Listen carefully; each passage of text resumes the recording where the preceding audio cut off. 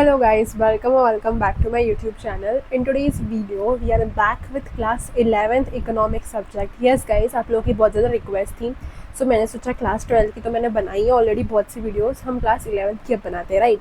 So in today's video we are going to discuss the last chapter, that is chapter 11 economic thoughts, because इसकी video ज़्यादातर किसी ने डाली नहीं है एंड मेरे पास कमेंट्स भी आए थे कि मैं इस चैप्टर की वीडियो बनाऊँ स्पेसिफिकली। बच्चों को बहुत ज़्यादा डाउट थे इस चैप्टर के अंदर, क्यों? बिकॉज इसके अंदर बहुत ज़्यादा हार्ड वर्ड यूज़ करे हुए हैं एंड थोड़ा बहुत अंडरस्टैंड करने में थोड़ा टफ है, ठीक है। 3 लोग यहाँ पे बात करता है इस चैप्टर के अंदर, हम तीनों के पर्सपेक्टिव जो है, थॉट्स जो है, ओपिनियन जो है, वो सारी की सारी चीज़ें जो है, यानी इन शॉर्ट हम पूरा 11th चैप्टर जो है वो वन शॉट में हम आज की इस वीडियो में कवर करने वाले हैं। So that's a good news, because मैंने बहुत टाइम से जो है पार्ट्स में वीडियो बना रही थी, लेकिन जैसे कि आप लोग के एग्जाम अब आने ही वाले हैं और ये चैप्टर आपको चाहिए, सो मैं क्या करूँगी, एक ही वीडियो में जो है पूरा चैप्टर को जो है फिनिश कर देंगे हम स्टार्ट टू एंड, ठीक है।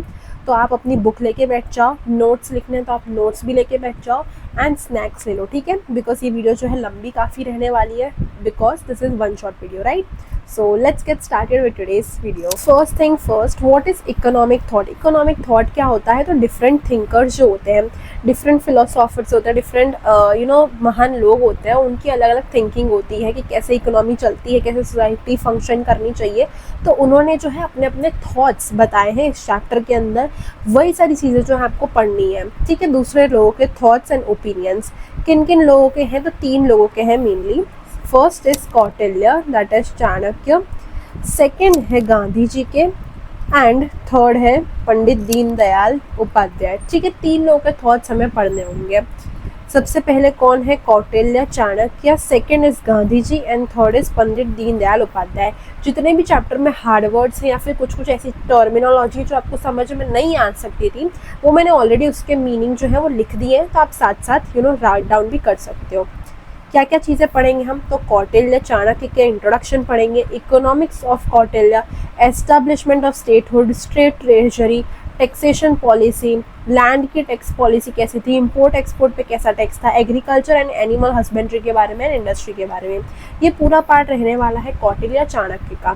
सेकेंड जो होगा वो आएगा गांधी जी का पार्ट, जिसके अंदर हम इंट्रोडक्शन देखेंगे, इन्फ्लुएंस देखेंगे कि गांधी जी के ऊपर क्या इन्फ्लुएंस पड़ा था, बुक्स का, उनके ऑथर्स का, मेन इकोनॉमिक थॉट क्या था गांधी जी का, Sarvodaya, importance of labour, use of machinery, decentralise economy होनी चाहिए, simplicity, non possession, doctrine of trusteeship, convincing the rich.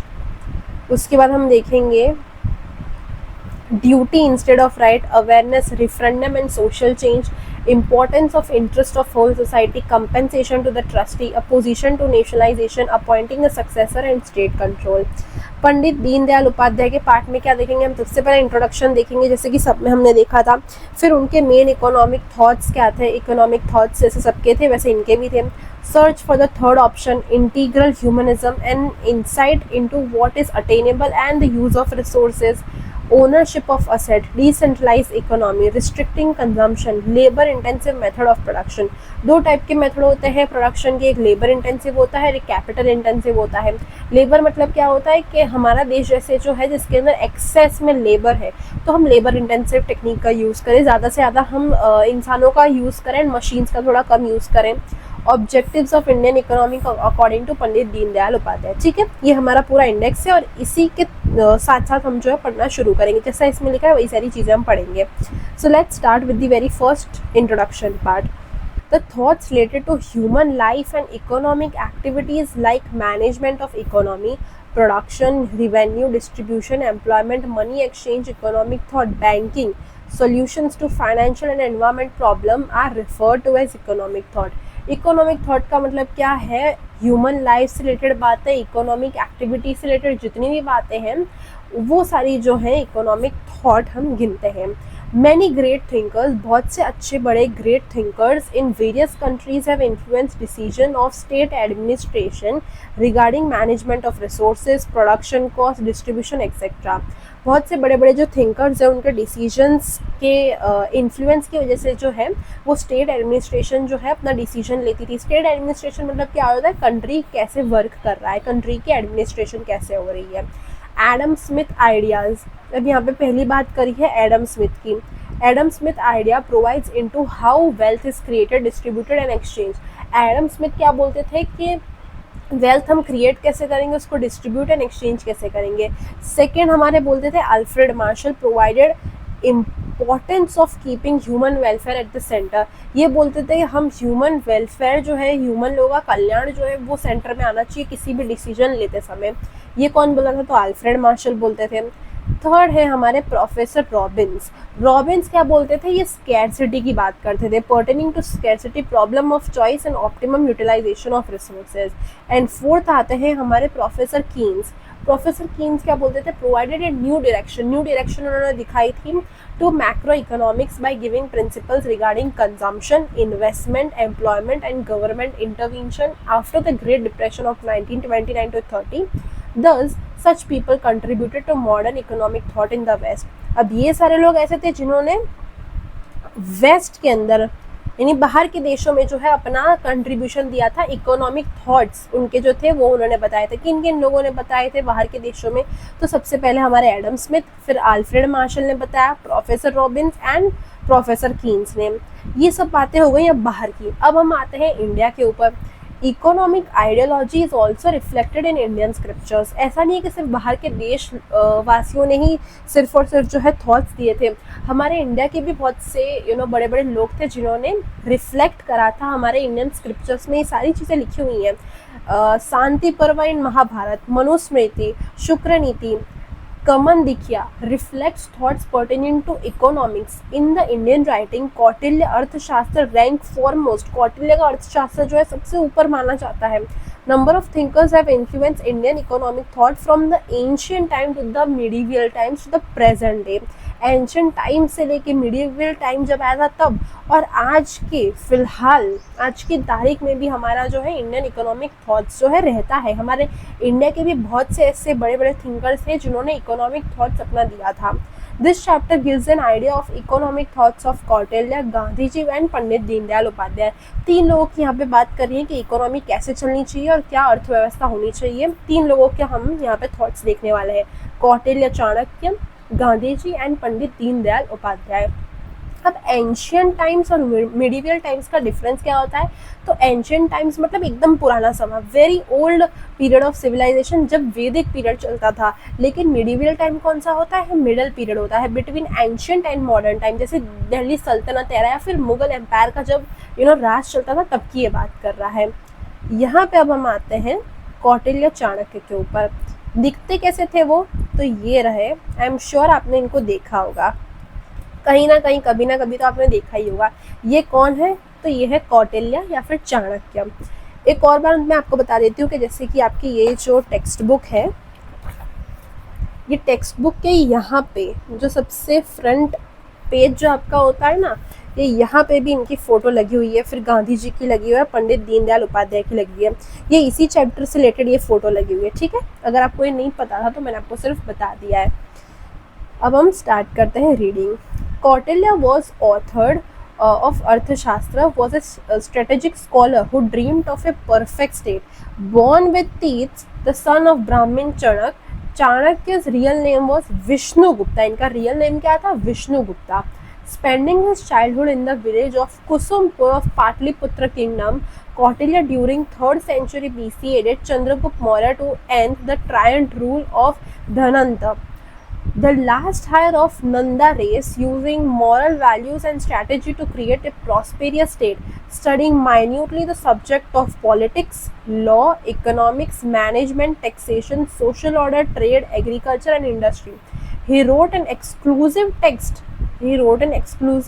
named Arthashastra, which was widely known as Kautilya Arthashastra. इसको हम आज के दिन तक भी इसको जानते हैं, अर्थशास्त्र। ये जो है एंशियंट गवर्नमेंट गाइड बुक थी, गवर्नमेंट के लिए एक तरीके से गाइड बुक की तरह ये काम करती थी कि क्या गवर्नमेंट को करना चाहिए, क्या नहीं करना चाहिए, ऐसे पूरा अर्थव्यवस्था होगी, गवर्नमेंट का क्या काम होगा, उनको टैक्स कैसे कलेक्ट करने होंगे, एंड बहुत सी सारी चीज़ें, एडमिनिस्ट्रेशन कैसे होगा, सारी चीज़ें जो है अर्थशास्त्र में लिखी गई थी।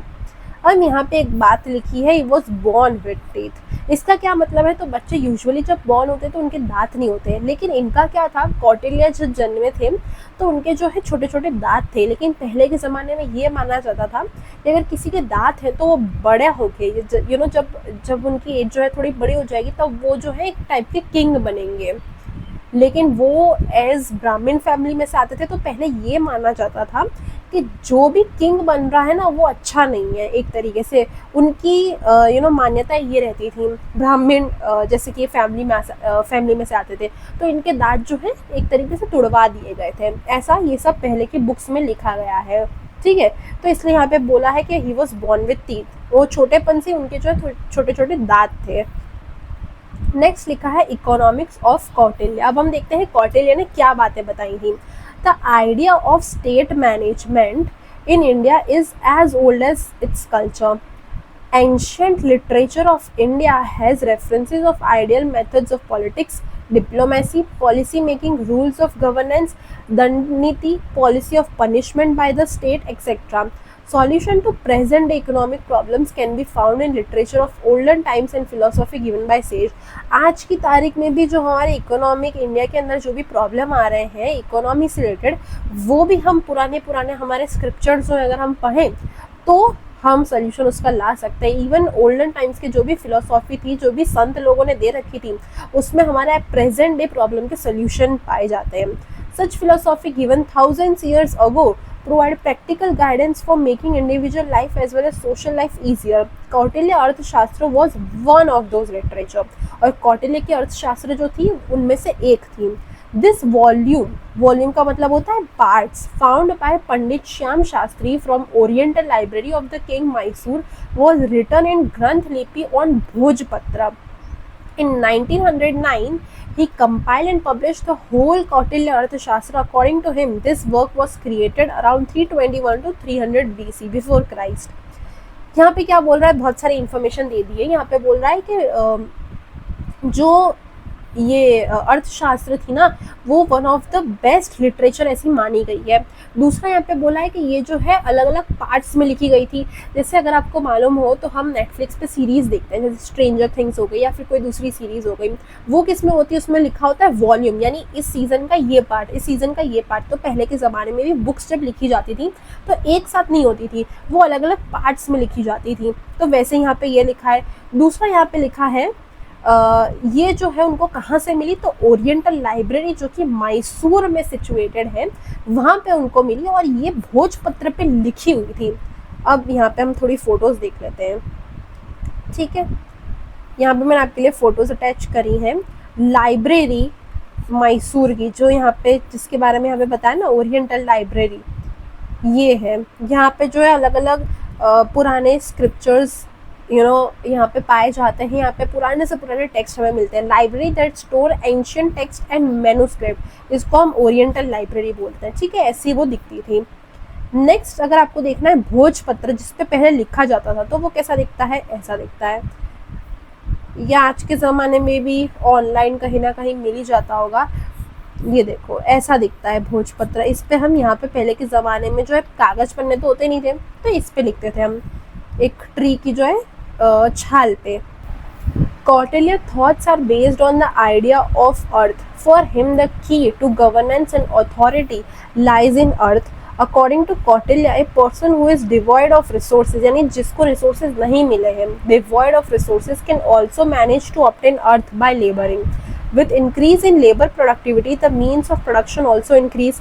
Thus, he calls manual labor as the true earth and explains the intention of human being is earth, and the piece of land with human settlement is earth. And so, science that gives solution pertaining to maintenance of land and attaining benefit from land is Arthashastra. Thus, he considers land as an asset for livelihood and settlement of humankind, and hence consider it importance to describe the science pertaining to its maintenance and benefits. Kautilya Shastra is apt to the role of state in various time periods. Thus, his Arthashastra in reality is the science of policy making. In his work of 15 volumes, 15 parts, Kautilya has depicted the strategies for domestic administration, relation with neighboring states, knowledge about medicinal plants and political diplomacy. Kautilya की जो पूरा अर्थशास्त्र में उसके अंदर बहुत सी बातें लिखी गई हैं। उन्होंने अपनी स्ट्रैटेजी भी बताई कि वो क्या सोचते हैं एडमिनिस्ट्रेशन के बारे में, अलग अलग नेबरिंग स्टेट्स जो हैं, आसपास के जो स्टेट्स हैं उनके साथ रिलेशन कैसे बनाने हैं। नॉलेज उन्होंने दी मेडिसिनल प्लांट के ऊपर कि कौन कौन से प्लांट ऐसे हैं जो हमारे मेडिकल चीज़ों के लिए, मेडिसिन के लिए यूज़ हो सकते हैं। पॉलिटिकल डिप्लोमेसी के बारे में उन्होंने इन्फॉर्मेशन दी थी। Main economic thoughts of Kautilya, ये अब आता है हमारा इंपॉर्टेंट पॉइंट कि उनके मेन इकोनॉमिक थॉट्स क्या थे कौटिल्य के।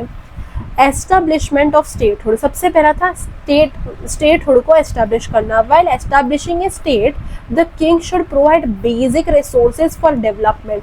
जब भी कोई स्टेट का जो है ना डेवलपमेंट करा जा रहा है या फिर एस्टेब्लिश करा जा रहा है कोई भी नया स्टेट, तो किंग जो वहाँ का रूलर है ना उसको बेसिक रिसोर्सेज जो है डेवलपमेंट के लिए प्रोवाइड करने चाहिए एंड उसको कंटिन्यूअस एफर्ट्स दिखाना चाहिए behind development of agriculture and industry as well as excavated mines यानी extracting minerals from underground। Develop करनी चाहिए फॉरेस्ट्री डिपार्टमेंट, कैटल रियरिंग, भेड़ बकरियां जो कि यूज होती है फार्मिंग के अंदर, and market as also open up for import and export trade avenues. मतलब ट्रेड एवेन्यू मतलब क्या होता है, इंक्रीज करना ट्रेड को, ठीक है, ways to increase trade.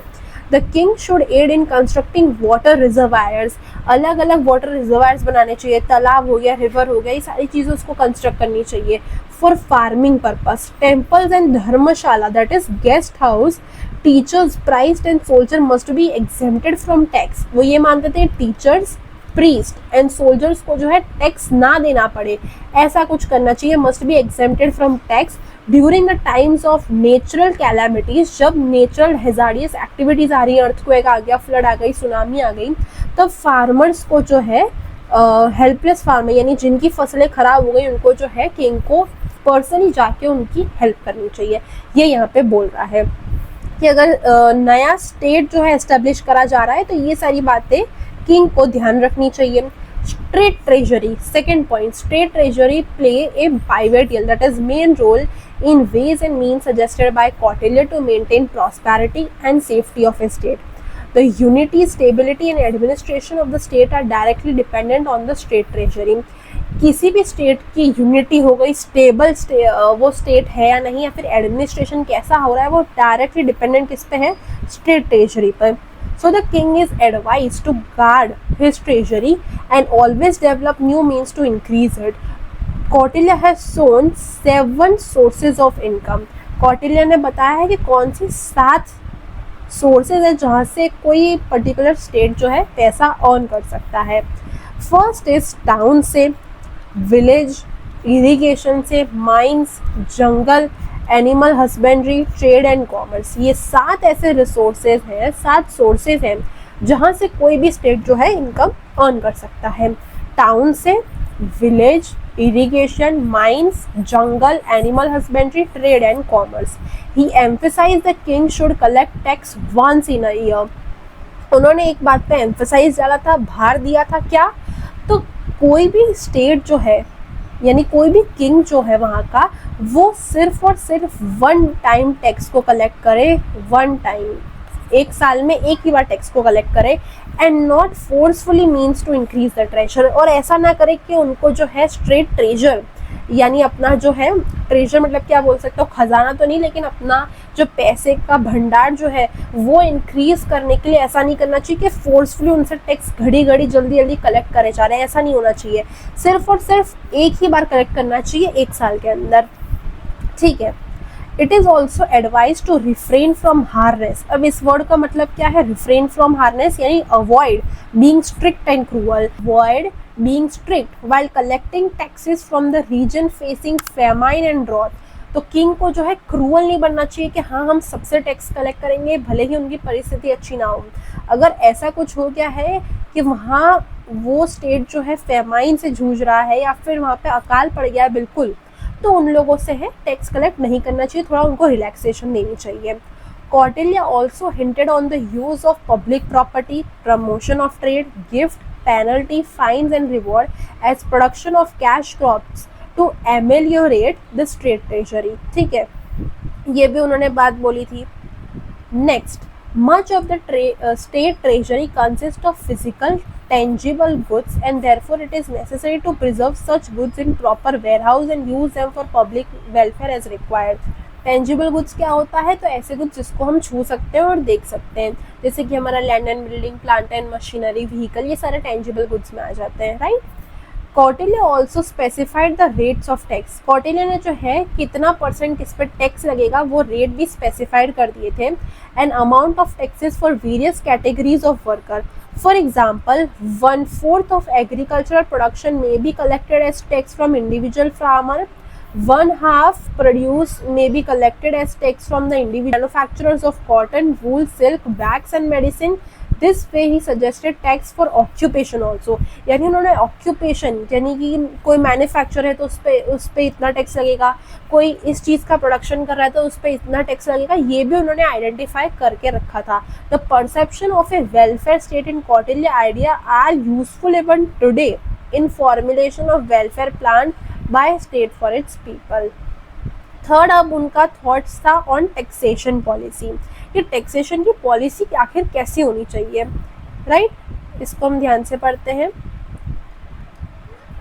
Kautilya gave clear principle of taxation which indicate the type of short term and long term tax policies which A state should have, the limits of tax rate which a king may impose and so on. Provision for increasing tax rates during emergency are also presented.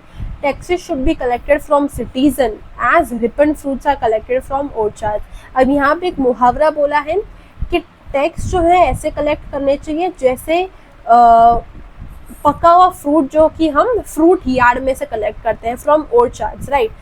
Tax should be collected from citizen as ripened fruits are collected from orchards।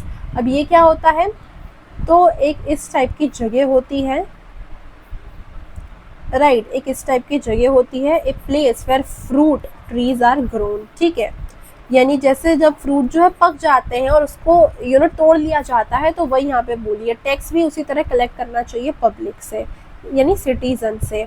Keeping in mind the economic ability of citizen to pay tax, यानी उतना ही collect करना चाहिए जितनी उनकी ability है to पे the tax. ऐसा नहीं कि बहुत ज़्यादा उन पर बर्डन डाल के फिर हम ज़्यादा सारा टैक्स कलेक्ट कर रहे हैं, ऐसा नहीं करना है। जितनी उनकी एबिलिटी है टैक्स पे करने की, उतना ही उनसे कलेक्ट करना है। He laid down such principle of taxation which make the taxation process simple, less expensive and less complex. In this context, he suggested the following types of tax in the tax structure। उन्होंने अलग अलग type के जो है tax structure के taxes बताए थे। सबसे पहला है यहाँ पे land tax. The state had the right to collect a portion of agricultural produce as tax from the farmer और the landlord, keeping in mind the type of land, its productivity, form of product, mode, availability of irrigation. Kautilya had devised a rule to decide the proportion of taxes. He also proposed tax exemption as an incentive to increase productivity. He also proposed tax exemption to increase productivity. अब land पे किस तरीके से tax लगेगा? क्या farmer पे करेगा या लैंडलॉर्ड पे करेगा? किस टाइप की प्रोडक्टिविटी है उसकी, क्या उस पर उगाया है, इरिगेशन फैसिलिटी किस टाइप की अवेलेबल है, एंड किस टाइप का फार्मर है, अमीर है या कैसा है, किस टाइप की प्रोडक्टिविटी है, ये सारी चीज़ों को देख के जो है टैक्स कलेक्ट किया जाता था। सेकेंड यहाँ पे बताया है इम्पोर्ट और एक्सपोर्ट रिलेटेड टैक्स, जिसको आज की तारीख में हम बोलते हैं custom duty. Import export tax are classified as Kautilya. First, external charges, internal and आतिथ्य charges. First is external charges for the material produced in the country। जैसे अगर कॉटन इंडिया में बना है तो क्या लगेगा? External charges. Internal charges for the material produce in state और द कैपिटल, जैसे पॉट्स कोई एक पर्टिकुलर सिटी में बने हैं तो। आतिथ्य charges for the material imported from foreign regions और state, for example silk from China. ठीक है, आई होप आपको समझ में आएगा। एक पूरे कंट्री की बात कर रहा है, एक स्टेट की बात कर रहा है और एक इंटरनेशनल बात कर रहा है। नेक्स्ट आता है on the type of goods and there importance in economic life. Kautilya gave rules for commodity taxation. He proposed setting up of booth for collection of customs and octroi. He also proposed rules for road tax and wealth tax. wealth tax आज की तारीख में exist नहीं करता है India में, and बहुत सारी चीज़ें, ऐसे तो ऑक्ट्रॉय भी नहीं चलता है, लेकिन ये सिर्फ मैंने आपको बता दिया। कस्टम टैक्स यानी कस्टम ड्यूटी किस पे लगता है, तो गुड्स पे जो कि इंपोर्ट हो रहे हैं या फिर एक्सपोर्ट हो रहे हैं, इंडिया से बाहर की कंट्री में जा रहे हैं या फिर बाहर से इंडिया में आ रहे हैं, उस पे लगता है कस्टम ड्यूटी। ऑक्ट्रॉय क्या होता है, तो ऑक्ट्रॉय एक ओल्ड लोकल टैक्स था। It was charge when goods entered A city, जब कोई ट्रक जो है वो एंटर कर रहा है एक पर्टिकुलर सिटी के अंदर, तब जो है ऑक्ट्रॉय लगा करता था। ये truck bringing goods into Mumbai earlier had to pay octroi. ठीक है, ये एक सिंपल एग्जांपल है, आज की तारीख में एग्जिस्ट नहीं करता है। Next we have fourth, that is economic thought on agriculture and animal husbandry. Agriculture पे उनके क्या विचार थे।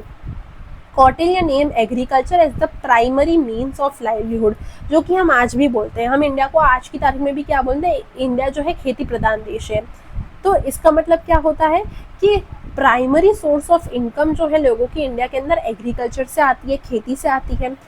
ही classified land into two types. इन्होंने जो है लैंड को दो भाग में क्लासिफाई करा, land under state ownership and land under ownership of private individuals. He further suggested that state-owned land should be tilled by people who were otherwise made slaves by the society, prisoners and other agricultural laborers. He believed that land should be used mainly for agriculture purpose and hence uncultivable land should be made cultivable. जहाँ पे कुछ खेती बाड़ी नहीं हो रही है, इस टाइप का लैंड जो है उसको भी जो है हमें कल्टिवेबल बना देना चाहिए, यानी उस पर भी क्रॉप्स उगाने चाहिए। Taxes can be collected from farmers only if he और शी कल्टिवेट हिज और हर लैंड इन रिटर्न ऑन से लाइवलीहुड। और टैक्स तभी कलेक्ट करने चाहिए किसी भी फार्मर से जब वो खेत में से जो है कुछ पैसे कमाए और अपनी रोजी रोटी जो है वो खा पाए, उसका लाइवलीहुड जो है वो एक्चुअली में वो अर्न कर पाए, तभी उस पर्सन से, उस फार्मर से टैक्स कलेक्ट करने चाहिए, ऐसा वो मानते थे। Animal husbandry is also related to agriculture. Therefore, Kautilya had also decided it as a means of livelihood and has suggested means for its development. In this regard, he mentioned three categories of animal. First, trained pet animals. Second, dairy animals, and third, wild animals. Kautilya has also suggested rules and penalties related to animal husbandry. इन्होंने इसके ऊपर भी जो है rules and penalties लगाई थी, ठीक है, कि animal husbandry कैसे काम करनी चाहिए, किस किस टाइप के जो है animals होने चाहिए, trained pet animals, dairy animals, फिर wild animals, ठीक है, इनके बारे में भी इन्होंने अपना thoughts जो है बताया था। अब आते हैं फिफ्थ पे, जो कि है industry. Kautilya believe that only a resourceful state can prosper and develop, hence he give direction for setting up industry. According to him, a king should explore the possibility of new mines and thus order excavation, develop art and craft industry to use skills and promote skill formation, promote transport and communication, as also create infrastructure for industrial development. वो बोलते थे कि हमें जो है mines जो होती है ना, ये जो अलग अलग चीज़ें निकलती है, मिनरल्स निकलते हैं, उसके ऊपर हमें ध्यान देना चाहिए। फिर इंडस्ट्री जो हैंडीक्राफ्ट पे बेस है, क्राफ्ट इंडस्ट्री हो गई, जो अपना स्किल के ऊपर पूरी की पूरी बेस है, उनको प्रमोट करना चाहिए। ट्रांसपोर्ट एंड कम्युनिकेशन को जो है हमें ऐसा अच्छा खासा इंफ्रास्ट्रक्चर डेवलप करना चाहिए जिससे उनका भी प्रोत्साहन बढ़े।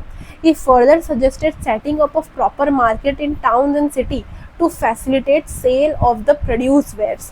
It is evident from Arthashastra that his thoughts were provoked by economic problem and political concern.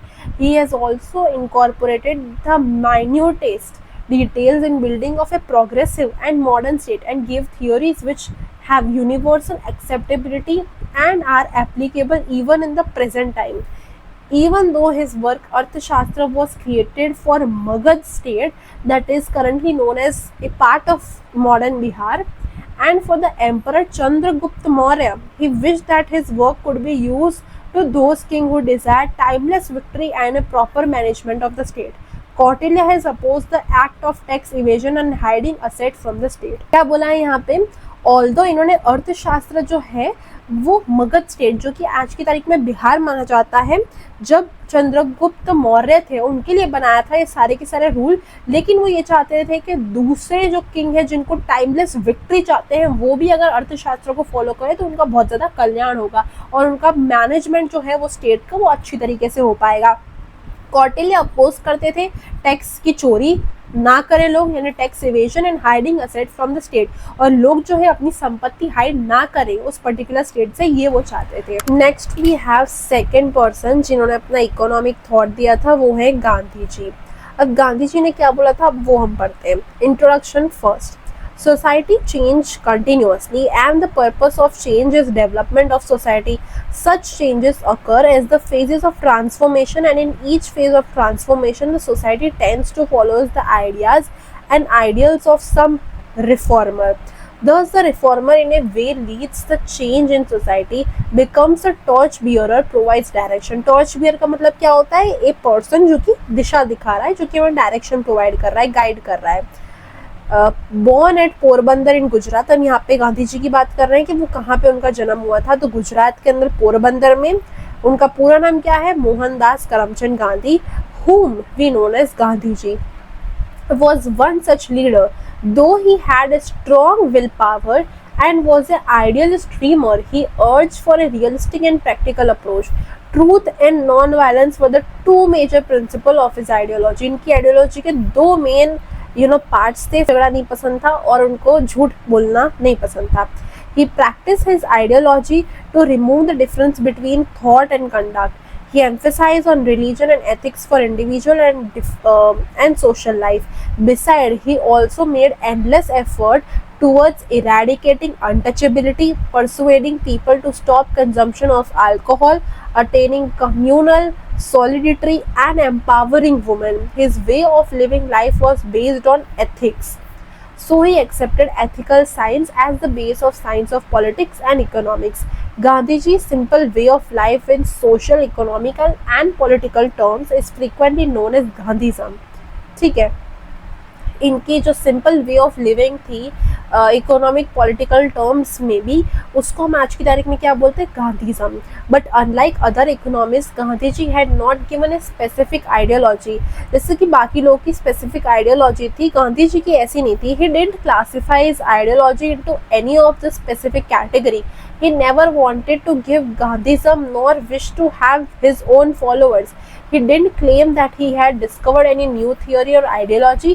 He simply tried to apply eternal truths as solution to life's routine problem. ठीक है, उन्होंने कोई स्पेसिफिक थियोरी नहीं दी थी, उन्होंने specific कुछ ideology नहीं दी थी, ना ही उनको पसंद था कि वो बाकी सब लोग ऐसा कुछ चाहें कि लोग जो है गांधीज़म टाइप की कोई चीज़ को फॉलो करें। लेकिन वो सिंपली ये चाहते थे कि जो भी आसपास में जो भी बातें चल रही है वो सारी बातों को वो अपनी लाइफ में और रूटीन में जो है, रूटीन की जो प्रॉब्लम चल रही है रोज़मर्रा की, उसमें इम्प्लीमेंट करें।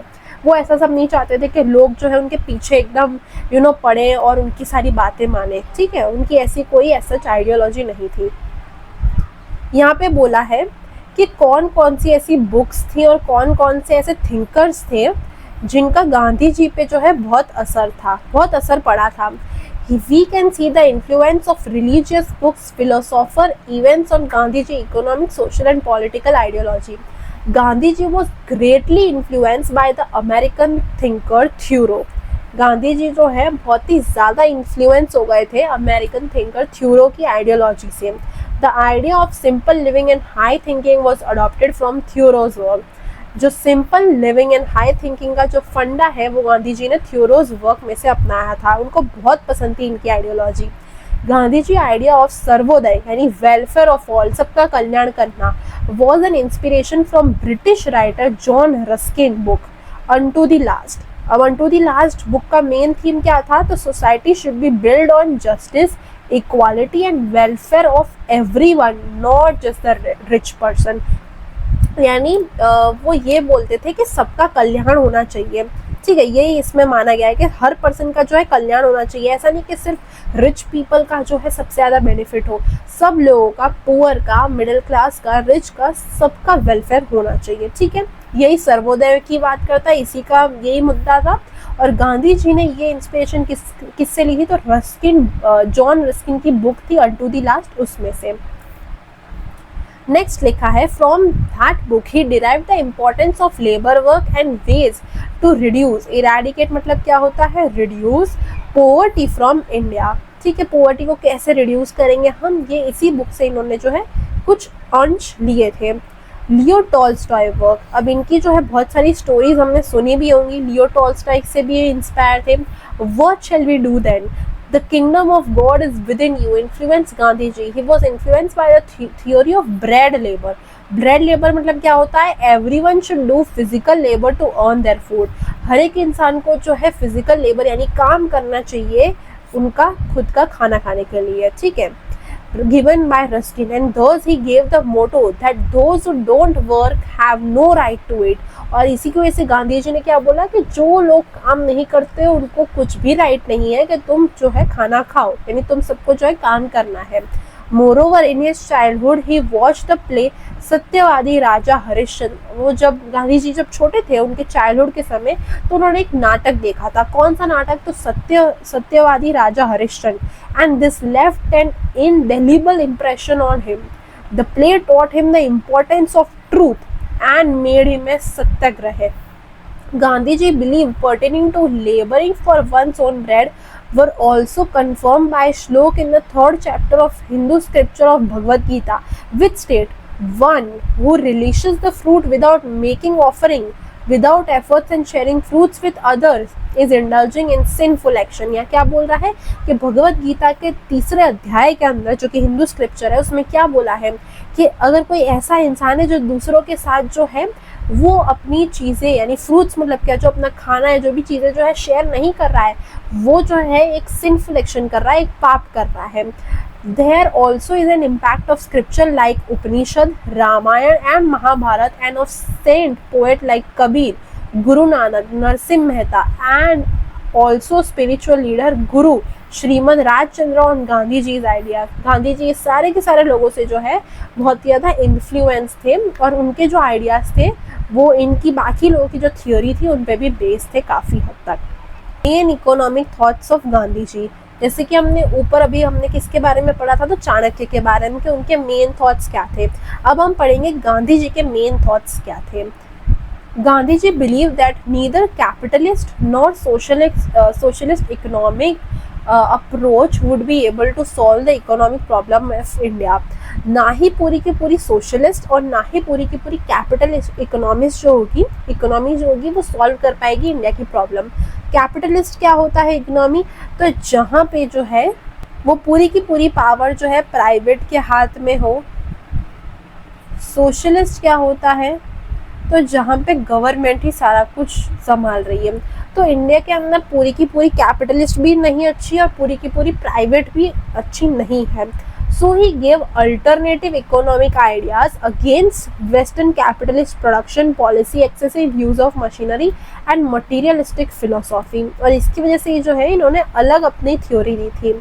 Sarvodaya, Gandhi ji envision, he imagine a society devoid of violence, यानी ऐसी सोसाइटी उन्होंने इमेजिन करी जहाँ पे कम्प्लीटली पीसफुल एनवायरनमेंट है, which the helpless poor and needy are uplifted to a state of wellbeing, जहाँ पे पुअर, नीडी एंड ऐसे लोगों को अपलिफ्ट करा जा रहा है, ऐसे लोगों को प्रोत्साहन दिया जा रहा है जो कि सक्षम है लेकिन उनके पास इतने रिसोर्सेज नहीं है। And this idea of social development was called Sarvodaya, which means upliftment of all, यानी welfare of all. According to Bhagavad Gita, in all human beings dwells the same soul, and adopting this thought, Gandhiji based principle of Sarvodaya on mutual cooperation and love. He further suggested that Sarvodaya type of socialism may be attained by forsaking desire which lead to greed. For successful implementation of Sarvodaya, he presented the ideas of renunciation.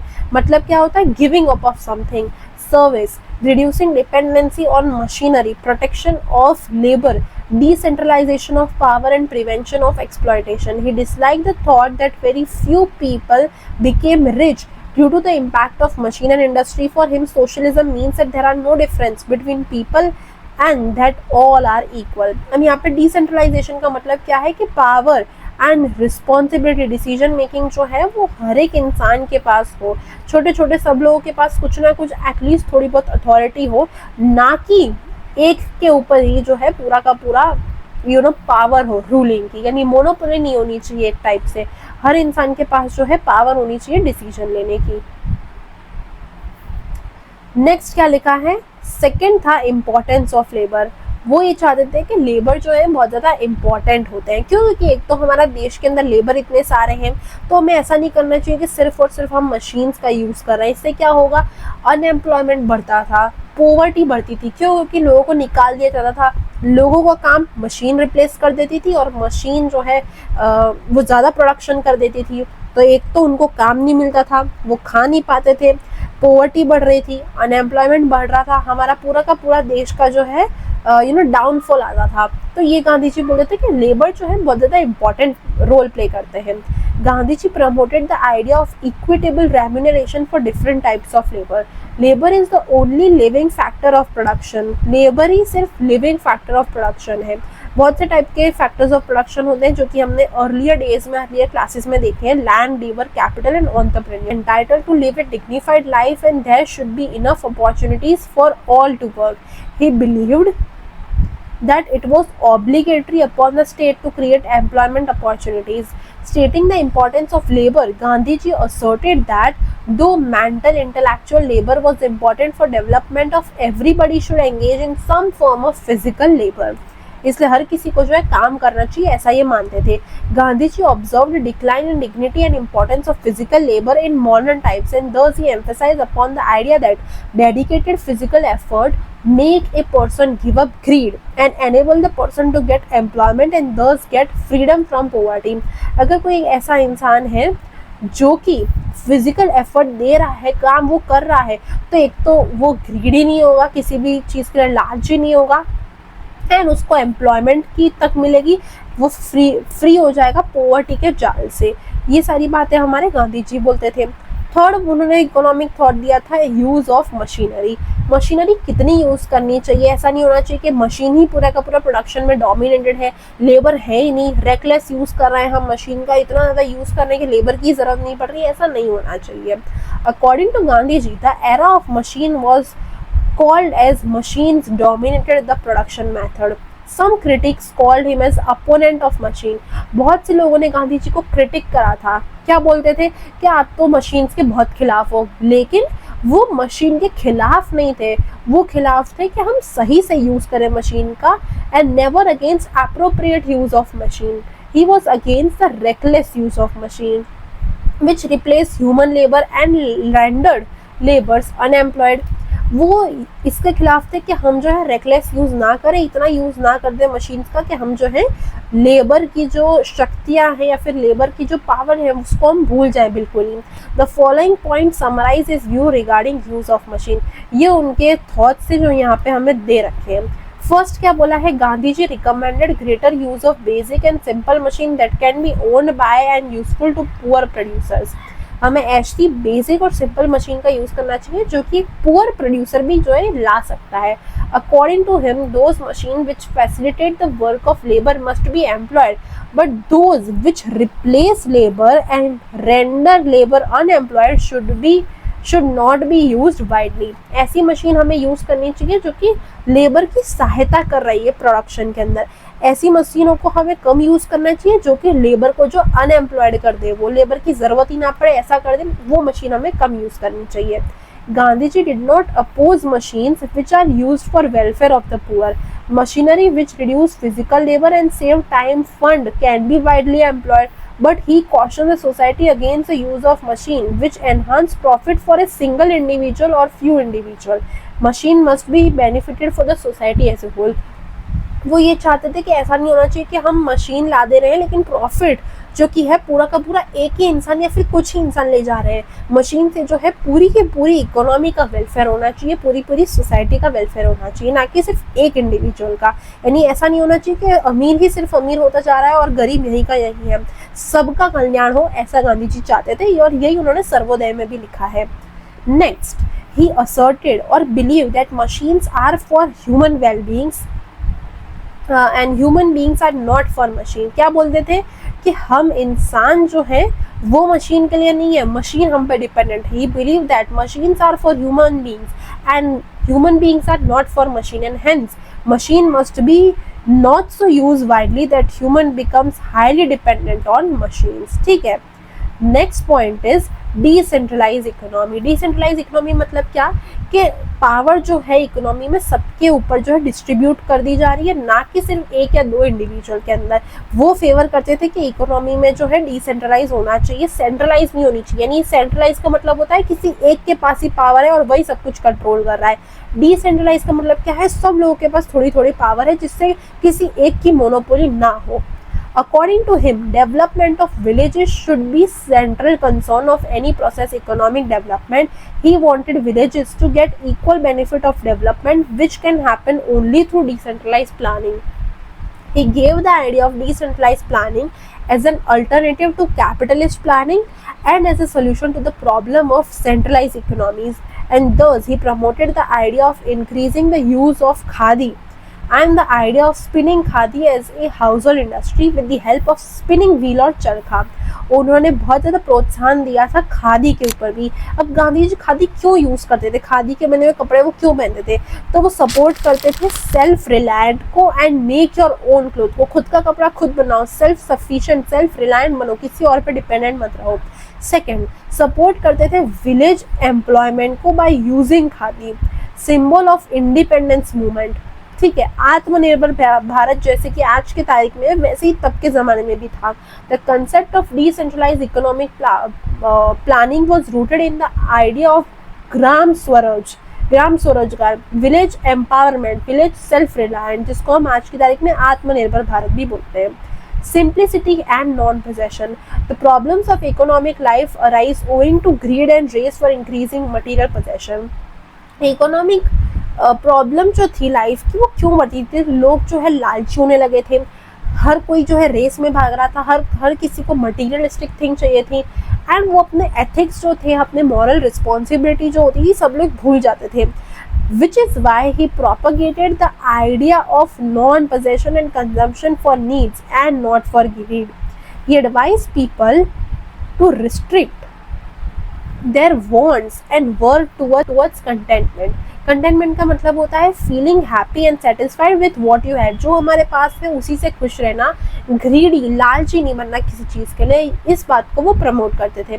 For his own life he followed the principle of simple living and high thinking. Gandhi ji का life का क्या motto था कि simple living and high thinking, रहो simple लेकिन सोचो एकदम global. ठीक है। He stated the following reason for restlessness in human life: continuously increasing want. अब हमारी लाइफ के अंदर रेस्टलेसनेस, यानी हम इतने भागम दौड़ी क्यों कर रहे होते हैं। फर्स्ट, क्योंकि हमारी वांट्स, इच्छाएं बहुत ज़्यादा हैं, हम कॉम्प्लेक्स मशीन्स का यूज़ कर रहे हैं, distribution system of present time which creates unequal distribution, explaining the relationship between wants and welfare. Gandhi ji stated that welfare increase when wants are limited. Real happiness live in simple living.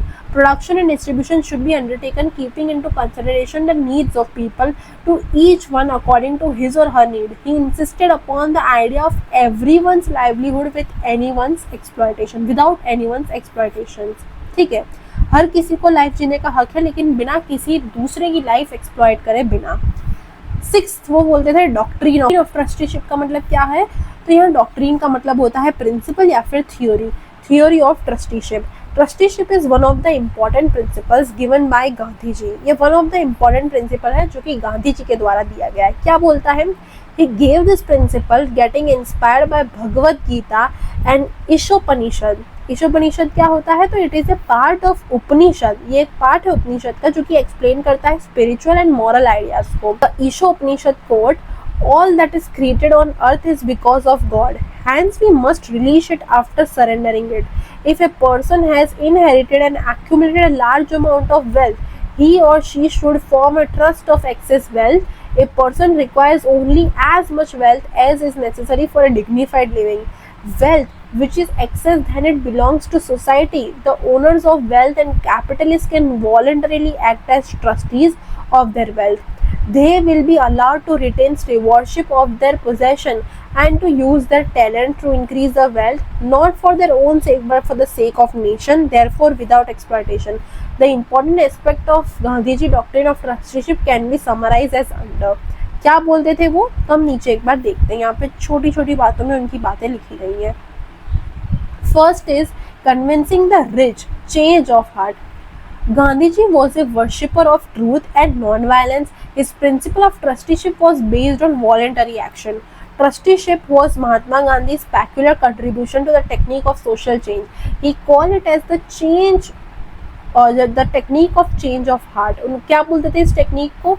So the technique of change of heart, हृदय परिवर्तन करना मतलब किसी का. Therefore confiscating the wealth of rich or by collecting it by imposing high tax was not the appropriate way of redistributing wealth. Trusteeship to him mean being responsible for one's life as well as for the life of the neighbor. Rich are able to accumulate wealth because of resources obtained from the society and because some people remain poor. Hence, the excess wealth must be used by benefiting the poor by forming a trust through which the rich themselves will undertake activities that benefit poor. The society should inherit excess wealth and not the individual. क्या बोला है यहाँ पे? तो rich person जो है, जैसे कि वो लोग इतना ज़्यादा कमाते हैं सोसाइटी में से ही. अब रिच इंसान जो है वो सोसाइटी में से ही अगर वो कमा रहा है तो उसको सोसाइटी के लिए भी कुछ तो करना चाहिए ना, एटलीस्ट कुछ भी अच्छा काम करे. तो गांधी जी ये बोलते थे कि वो लोग अपनी एक्स्ट्रा एक्सेस वेल्थ में से जो है कुछ भी ऐसा काम करें, ट्रस्ट बिल्ड करें. ट्रस्ट मतलब ट्रस्ट खोलते हैं ना, बड़ी बड़ी कंपनियां ट्रस्ट खोलती हैं, CSR एक्टिविटीज़ करती हैं आज के ज़माने में, जिसको हम कॉर्पोरेट सोशल रिस्पॉन्सिबिलिटी बोलते हैं, जो कि एनुअल टर्नओवर का 2% अप्रॉक्सीमेटली जो है लोगों के कल्याण के लिए यूज़ करती है. तो यही सारी बातें जो है पहले के ज़माने में बोली गई है. क्या बोला है कि रिच पर्सन जो है वो जो भी अपनी एक्सेस वेल्थ है, एक्सेस वेल्थ का कुछ पार्ट वो पुअर के लिए यूज़ करें, पुअर के बेनिफिट के लिए यूज़ करें. ये यहाँ पे बात बोली गई है, जो कि आज के ज़माने में जिसको हम बोलते हैं ट्रस्ट बिल्ड कर खड़ा करा है या फिर CSR एक्टिविटी करें, ये सारी चीज़ें इसके अंदर आती हैं. Duty instead of right. Gandhi ji opine यानी ओपिनियन, गांधी जी का ओपिनियन था that a rich should feel the responsibility of using excess wealth for benefit of the society rather than just asserting their right over wealth. Next, awareness referendum and social change. referendum का मतलब क्या होता है? instead of government deciding कि government decide नहीं करती है, people vote करते हैं डायरेक्टली, यानी सिटीजन से पूछा जाता है कि क्या ये नया लॉ तुम्हें चाहिए, यस या नो. जैसा भी उनका रिस्पॉन्स होता है, जो भी उनका वोटिंग जो भी प्रोसेस है ना पूरा, उसको हम बोलते हैं रेफरेंडम. ये जो है स्विट्जरलैंड में ज़्यादातर चलता है, यानी गवर्नमेंट डिसाइड नहीं करती, पीपल खुद ही डिसाइड करते हैं कि उनका नया लॉ जो है वो आने वाला है नहीं आने वाला, जो भी उनकी डिसीजन होता है वो सारी चीज़ें. Awareness, referendum and social change. Trusteeship is a source of revolution or radical social change. It cannot be brought by the force but by voluntary social change. Gandhiji did not promote the idea of very high tax. उन्होंने बहुत ज़्यादा high tax का idea promote नहीं करा था and forceful confiscation of wealth of the rich. He said a public opinion can be built for bringing a social change. अगर हमें कोई भी समाज में चेंज लाना है तो हमें पब्लिक का जो है ओपिनियन ध्यान में रख के चेंज लाना चाहिए, ये गांधी जी का मानना था. और इसी का यहाँ पे मैंने मतलब बताया कि गवर्नमेंट डिसाइड नहीं करेगी क्या होगा, कौन सा लॉ आएगा या क्या कुछ भी होने वाला है, रादर पीपल से वोट कराया जाएगा, जो पब्लिक चाह रही है वही डिसीजन होगा. ठीक है. Next is importance of interest of the whole society.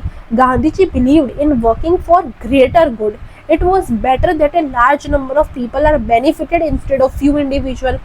Thus, Gandhiji emphasized on large-scale production of goods, which are the necessity of masses. Mass में जिसकी नीड हो रही है उसका हम लार्ज स्केल पे प्रोडक्शन करें. According to him, larger society is more important than few individual. Few individual यानी रिच पर्सन जो हैं वो थोड़े कम इम्पॉर्टेंट हैं रादर देन मासेस. हम मास की प्रॉब्लम सॉल्व करेंगे, पूरे जितनी ज़्यादा लोगों की जो जनता की प्रॉब्लम है वो ज़्यादा सॉल्व करेंगे तो वो ज़्यादा बेनिफिशियल होगा as compare to few individuals. Compensation to the trustee. Gandhiji believed that the state should have provision to compensate the trustee for their service. Opposition to nationalization. Gandhiji opposed the idea of nationalization of resources for production and abolition of private property rights for bringing out economic equality. Such nationalization would decrease the morals and ethics of people and turn them against the state. Gandhi का opinion क्या था? That he would allow rich capitalists and landlord to retain the ownership of their possession, but would convince them to become trusted and use their wealth for the good of society. Next is appointing the successor. Gandhiji's idea of trusteeship also raised the question of appointing a successor to the wealth of the trust. According to Gandhiji, the legal owner of wealth should be the official trustees. There is no need to entrust the trust of the society or the state. The actual owner should act as a representative of the society. Thus, in a way, society will own the resources. However, the present trustee can name the successor who will become the trustee after his or her demise or death, and the new trustee will also be a representative of the asset and not the owner. वो सिर्फ representative रहेगा, ना कि owner रहेगा उस particular wealth का. The state or society cannot seize the property of the trust. जब्त नहीं कर सकती ट्रस्ट की कोई भी प्रॉपर्टी को सोसाइटी जो होगी वो. The successor should be appointed through a legal procedure. Gandhiji suggested that though the owner of wealth can name the successor to the trust, the state must monitor the functioning of the trust. कि trust कैसे काम कर रहा है, कैसे काम नहीं कर रहा, सक्सेसर क्या सही जो पूरा का पूरा प्रोसीजर है उसके थ्रू अपॉइंट करा गया है नहीं, और क्या प्रोसीजर रहा है, लीगल प्रोसीजर क्या रहा है, ये सारी चीज़ें जो है मॉनिटर करनी चाहिए स्टेट को. इंटरफियर नहीं करना है लेकिन मॉनिटर करना है किस सक्सेसर को कैसे अपॉइंट करा जा रहा है. State control. हम यहाँ पे क्या है, स्टेट का control. When the owners do not form a trust of their wealth voluntarily, the state can, under certain cases, direct the use of private wealth and minimum force or violence. However, he suggested this only for some form of wealth and not for all the type of wealth. This can be done after evaluating the ways in which wealth was accumulated. The state can take control of some types of private property after providing adequate compensation to the power. In the context of principle of trusteeship, Gandhiji stated 3 forms of ownership. 3 type की ownership इन्होंने जो है बताई है. First है ownership with private sector, second is formation of trust, and third is ownership with public sector यानी government हो गया. Gandhiji has also express his thoughts regarding swadeshi movement, cooperation, importance of small cottage and village industry, equality, dignity of women. उन्होंने जो है अपने opinion और भी चीज़ों के बारे में बताए थे, जैसे स्वदेशी मूवमेंट जो चालू करा था, फिर small cottage and village industry को प्रोत्साहन देना, वुमेन की डिग्निटी मेंटेन करके रखना. His thoughts pertain to welfare and humanism. Modern day economists have drawn from Gandhiji's view. आज के इकोनॉमिस्ट जो है बड़े बड़े वो भी इंस्पायर हैं गांधीजी की तब की थ्योरी एंड हिस्ट्री से. From time to time to provide a new direction to the world, solution to the problem of poverty, unemployment, inequality, concentration of economic power, etc. can be found in the principle given by Gandhiji. Right. तो ये पूरा का पूरा जो है हमने देख लिया है. अब हम आते हैं थर्ड पॉइंट पे जो कि है पंडित दीनदयाल उपाध्याय का.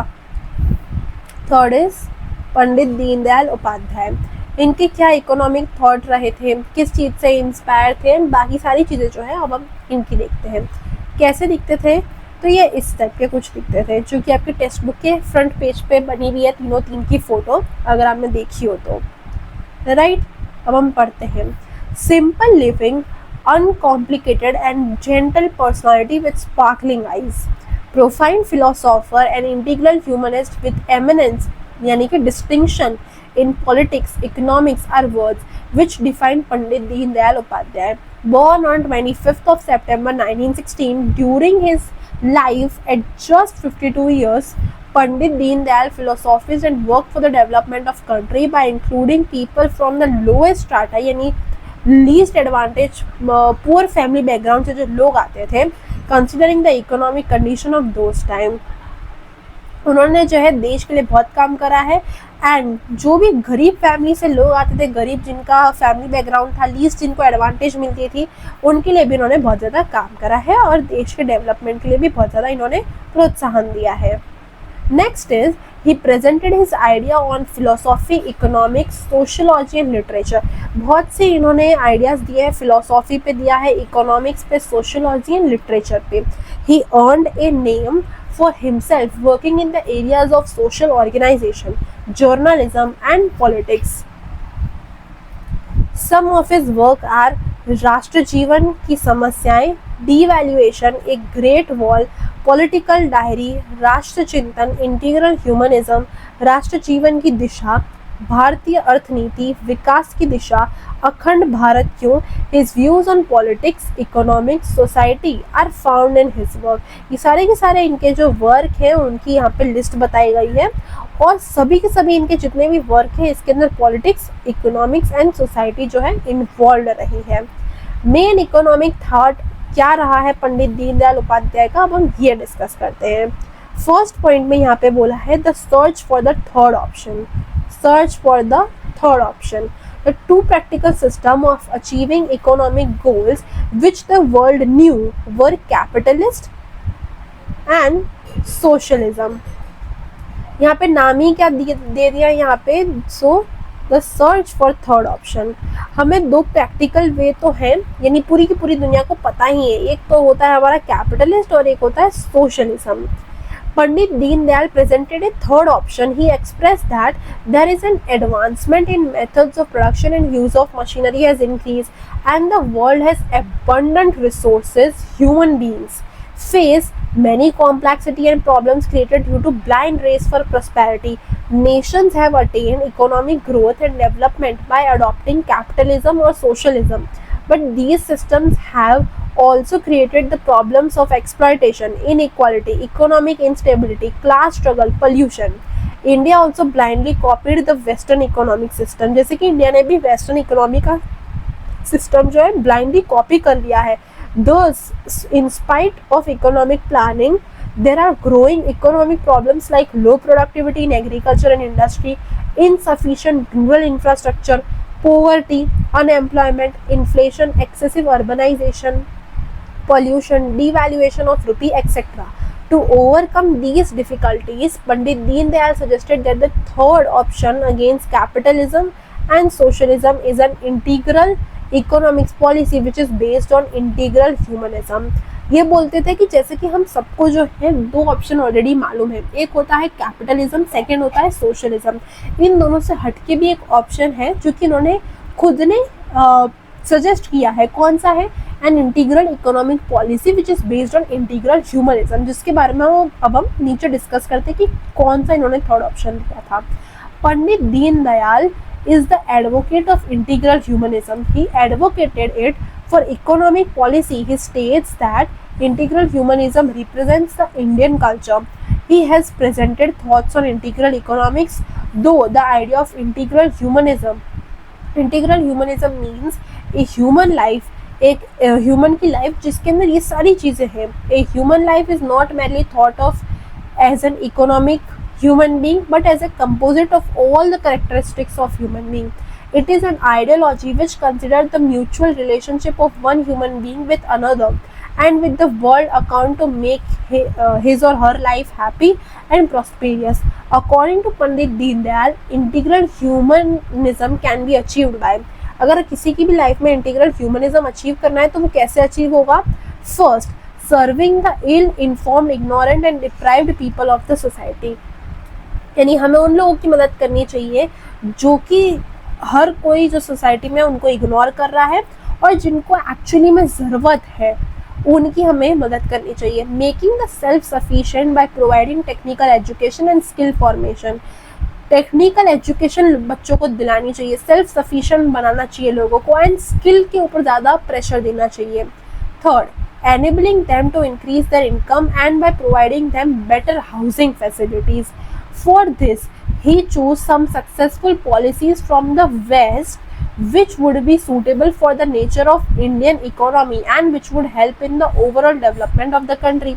और इसके लिए उन्होंने जो है कुछ पॉलिसी फॉरेन कंट्री से, वेस्ट से जो है यहाँ पे उन्होंने इम्प्लीमेंट करने का सोचा, जो कि हम इंडियन इकोनॉमी के नेचर जैसा है हमारे देश का, उसके अंदर हम इम्प्लीमेंट कर सकते हैं। फर्स्ट यहाँ पे क्या लिखा है, an insight into what is attainable and use of resources. Pandit Deendayal opine opinion that India answer various problem of public life from a nationalist perspective. Nationalist perspective मतलब पहले देश आएगा, how do we free India, यानी independence के पहले की बात कर रहा है। हम देश फर्स्ट के ओपिनियन से हम सोच रहे थे इंडिया फ्री कैसे होगा, हम अपना खुद की आइडेंटिटी कैसे बनाएंगे, ये सारी चीज़ें। लेकिन जब हमारा देश आज़ाद हो गया तब हम किस तरीके से सोचने लगे, तो इकोनॉमिक पर्सपेक्टिव से, यानी मनी आ गया फर्स्ट। किसकी बात करते थे कि ग्रोथ कैसे होगा, प्रोडक्शन कैसे होगा, प्रॉफिट कितना होगा, जीडीपी कैसे ग्रो करेगा, ये सारी बातें हम सोचने लगे। तो ये हमारा हो जाता है economic perspective. According to him the reason for this is that society has lost its insight into the difference between what is attainable and the factors which help to attain the attainable. Unless the society is able to decide the goals of human life and deliberate on the place of wealth in human life, we will not be able to choose the factor which will help us attain, that is achieve the goals of human life. Hence, economic development must be viewed only as a part of overall development of human life. The ultimate goal of human life is happiness for human beings. Try to accumulate wealth which cannot be earned without human efforts or labor. Hence, a society can never develop. एक society कभी भी develop नहीं हो सकती है अगर उस society की लेबर जो है अनएम्प्लॉयड है। Production process must be created keeping in fact into consideration the prime goal of our monetary policy and the other economic policy should be the overall development of human beings. He firmly held such views. उनका ये कहना था कि हमें जो है ऐसी economy नहीं बनानी है, ऐसी सोसाइटी कभी भी डेवलप नहीं करनी है कि जहाँ पे लेबर ही अनएम्प्लॉयड बैठे हों, उसका डेवलपमेंट का कोई भी सेंस नहीं बनता है। हमें ऐसी पॉलिसी बनानी चाहिए जहाँ पे हमारा प्राइम गोल क्या है, हमारी मॉनेटरी पॉलिसी, जितनी भी अदर पॉलिसी है वो किस चीज़ पे फोकस कर रही है, डेवलपमेंट पे फोकस कर रही है सारे ह्यूमन बीइंग्स की। ठीक है, ये उनका कहना था। Next is ownership of asset in the use of wealth. It is important to consider the aspect of ownership. In a capitalist system, there is private ownership of wealth, property or asset. Capital economy मतलब क्या होता है, जहाँ पे private individual जो है उनकी सबसे ज़्यादा ओनरशिप है एंड प्रॉफिट मोटिव के लिए सब कोई काम कर रहा है। Capitalist socialist on the other side होती है गवर्नमेंट, जो है सबसे ज़्यादा जिसकी होल्डिंग है वो सोसाइटी के लिए काम कर रही है। तो यहाँ क्या बोला है, in a capitalist economy there is private ownership और wealth, property, asset without state control.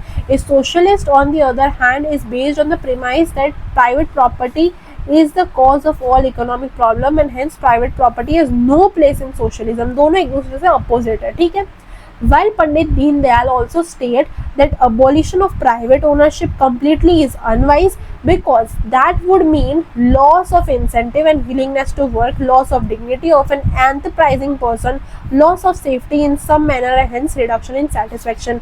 वो ये नहीं बोल रहे कि कैपिटलिस्ट इकोनॉमी पूरी की पूरी तुम हटा दो, उससे क्या होगा, उससे तो जो एंटरप्रेन्योर जो स्किल्स बाहर आ रही हैं वो भी दब के रह जाएंगे। वो ये नहीं बोल रहे हैं कि तुम प्राइवेट ओनरशिप जो है प्राइवेट इंडिविजुअल को दबा के रख दो, ऐसा वो बिल्कुल नहीं कह रहे हैं। Therefore, while people must be allowed to own private wealth, limits must be set on holding of property and such limit must be determined on the basis of human value. Limit थोड़ी होनी चाहिए, वो ये बोल रहे हैं, और ये लिमिट किस बेसिस पे होनी चाहिए, ह्यूमन वैल्यूज।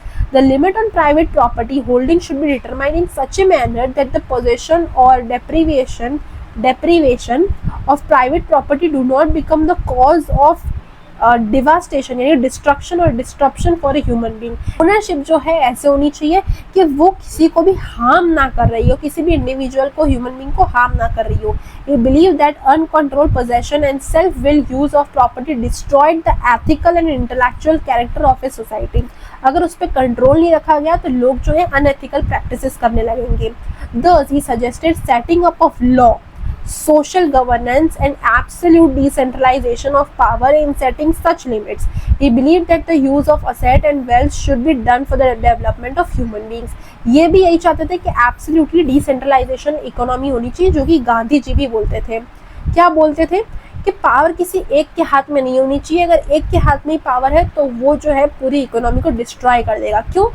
क्योंकि हिटलर का भी यही था, अगर आपको पता हो तो। वो भी क्या बोलता था? डिवाइड एंड रूल, यानी एक ही इंसान के ऊपर पावर रहती थी और वही सब कुछ करता था। Decentralize economy, centralization of authority and asset which exist in both capitalism and socialism hinders the overall human development. So, Pandit Deen Dayal suggested a decentralized economic setup which promotes overall development and increase the interaction among people. Decentralization of power can be attained by entrusting decision regarding production, distribution and consumption to people. The producer will only check distribution in order to prevent wasteful consumption, thus ensuring that resources are saved for further investment and production. He believed that decentralization of economic power can help in solving major problems of Indian economy. He has emphasized on the development of cottage industry and small scale industry. वही same की same बात यहाँ पे बोल रहा है कि decentralise economy होनी चाहिए, लघु उद्योग को प्रमोट करना चाहिए, सेल्फ सफिशिएंट बनाना चाहिए, सेल्फ रिलायंट बनाना चाहिए। रिस्ट्रिक्टिंग कंजम्पशन, जो भी कंजम्पशन हो रहा है उसको रिस्ट्रिक्ट करना चाहिए। ऐसा नहीं है कि हमारी अनलिमिटेड वांट्स है तो हम कंटिन्यूसली कंजम्पशन करे जाए, ऐसा नहीं होना चाहिए। Pandit Deendayal state to satisfy unlimited want, the society invents new method and factors, and such method on the other hand creates newer problem and also create the risk of destroying human value. So our economic goal should be to limit our consumption. हमारी जो इच्छाएं उसको हमें control में लाना चाहिए, ना कि हमारे wants जो है उसको हम कैसे सेटिस्फाइड करें अनएथिकल वे से, ये हमें नहीं करना चाहिए। Keeping in mind the development of nation, consumption and production, limits should be decided and maintained. He proposed to make the country self-reliant by adopting the policy of limiting consumption. Even developed capitalist nations are influenced by the idea of limiting consumption put forward by Pandit Deen Dayal. Even these nations face problem related to insufficient raw material. बड़े बड़े develop countries जो हैं उसके अंदर भी problem आती है कि रॉ मटेरियल कभी इंसफिशिएंट हो जाता है, क्रूड ऑयल के प्राइस इंक्रीज हो जाते हैं, जो कि आज की तारीख में हो ही रहे हैं। आपको पता है कितने सारे वॉर चल रहे हैं, राइट? इन्फ्लेशन हो जाती है, race for armament and product quality as well as increasing stress and environmental issue. Environment को, सोसाइटी को भी कितना हार्म होता है। Even these country are working towards applying the concept of limited consumption to resolve certain issue. बड़े बड़े develop countries भी जो है ये चीज़ अडॉप्ट कर रहे हैं कि हम जो है कम से कम चीज़ों का यूज़ करें, कंजम्पशन पे हम जो है कंट्रोल करें, जिससे क्या होगा, एनवायरनमेंट का इशू बचेगा, इन्फ्लेशन नहीं होगा एंड बाकी जितनी भी चीज़ें हैं जो शॉर्टेज हो रही है वो भी नहीं होगी कई हद तक। तो ये एक पॉइंट था। नेक्स्ट है the standard of living of many in India is low, and Pandit Deen Dayal believed that there should be no argument regarding the raising of standard of living of people, but to do that production has to be increased and appropriate distribution must take place. यानी अगर हमें India के अंदर standard of living increase करनी है लोगों की, जो कि बहुत कम है, तो उसके लिए हमें क्या करना है, हमें प्रोडक्शन बढ़ाना पड़ेगा और एप्रोप्रिएट डिस्ट्रीब्यूशन करना पड़ेगा। According to Pandit Deen Dayal, appropriate amount of production and appropriate distribution can be made only possible by limiting consumption. He stated that the requirement should be held within the limit of one's income. Next है labor intensive method of production. Labour intensive method of production क्या होता है, तो जिसके अंदर labour ही जो कि सबसे ज़्यादा यूज़ होता है। जैसे कि हमारा देश के अंदर एबंडेंट है, यानी बहुत ज़्यादा मात्रा में पाया जाता है और स्कैरसिटी पाई जाती है मशीन्स की, कैपिटल की इंडिया के अंदर। तो पंडित दीनदयाल बोलते हैं labour intensive method of production जो है ज़्यादातर यूज़ होना चाहिए। Adoption of capital intensive method of production would need spending the scarce capital resources in paying and for buying capital technology from foreign nation. वो ये बोल रहे हैं कि हमें जो है कैपिटल का यूज़ कम करना चाहिए। क्यों? क्योंकि एक तो वो हमारा रिसोर्सेज बिगाड़ेगा, यानी हमारे रुपए जो है वो फॉरेन के देश में जाएंगे ज़्यादा से ज़्यादा, और हमारे यहाँ के लेबर जो है अनएम्प्लॉयड बैठे रहेंगे, फॉरेन में हमारा पैसा जाएगा। Beside capital intensive method will employ less labour leading to unemployment. He further suggested reducing burden of population on land by setting up of small industry which use simple machine. वो ऐसा बोल रहे हैं कि हमें जो है छोटी छोटी इंडस्ट्री डालनी चाहिए जहाँ पे सिंपल मशीन का यूज़ हो रहा है। Hence, he asserted that the motto of planning should be work for all and plans must promote labor intensive method which raise employment. ऐसे मेथड को हमें प्रमोट करना चाहिए जो कि लेबर इंटेंसिव हो और जिससे हमारे देश का एम्प्लॉयमेंट जो है वो बढ़ पाए, ना कि लेबर इंटेंसिव हो जिससे हमारा प्रोडक्शन भी, एक तो प्रोडक्शन तो बढ़ेगा लेकिन हमारा अनएम्प्लॉयमेंट का रेशियो बढ़ जाएगा, हमारे जितने भी पैसे हैं वो फॉरेन के देश में जा रहे हैं क्योंकि मशीनें वहाँ पे ज़्यादा हो रही है, वहाँ पे लेबर की कमी है। तो ये जो है ये नहीं होना चाहिए।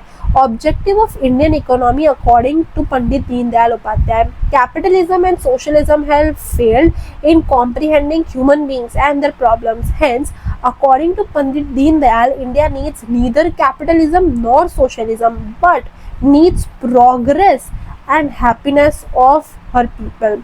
In this regard, he stated the following objective which Indian economy should pursue. First, a minimum standard of living must be ensured to all. Second, security of the nation must be an important goal. Third, gradual progress should be made in such new methods or devices that help contribute in development of the world in her own manner. Fourth, in order to attain goal of development, all young and able people should get the opportunity to work. Fifth, natural resources must be used prudently. Sixth, production process must be adopted and device keeping into consideration the availability of factors of production. ध्यान में रख के करना है हमें production को कि हमारे पास कौन कौन सा फैक्टर ऑफ प्रोडक्शन किस मात्रा में है. Next, human beings must not be neglected in economic planning. Rather, economic planning must take into consideration the social, cultural and other values of human life. Eighth, decision pertaining to ownership in various sector of state or private individual or of other organization must be made by adopting a practical approach. Pandit Deen Dayal also contributed by way of his idea for development agriculture, industry, marketing, rural economics and concept of Swadeshi. Many states have implemented schemes based on his ideology, based on his theory of importance of labor and employment to everyone, that is श्रमेव जयते, यानी हर किसी को जो है employment मिलना चाहिए. Plan was introduced in India on 16th October 2014. Gram Jyoti Yojana was implemented for the development of agro and rural industries. Even today, solution to economic problem can be found in Pandit Deendayal economic thoughts.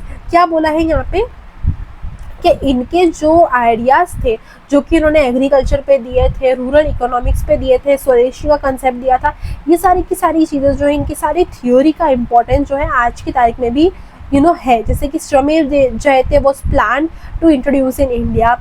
ग्राम ज्योति योजना जो है वो start करी थी for agro and rural industry. Agro मतलब agriculture and rural industry, ठीक है.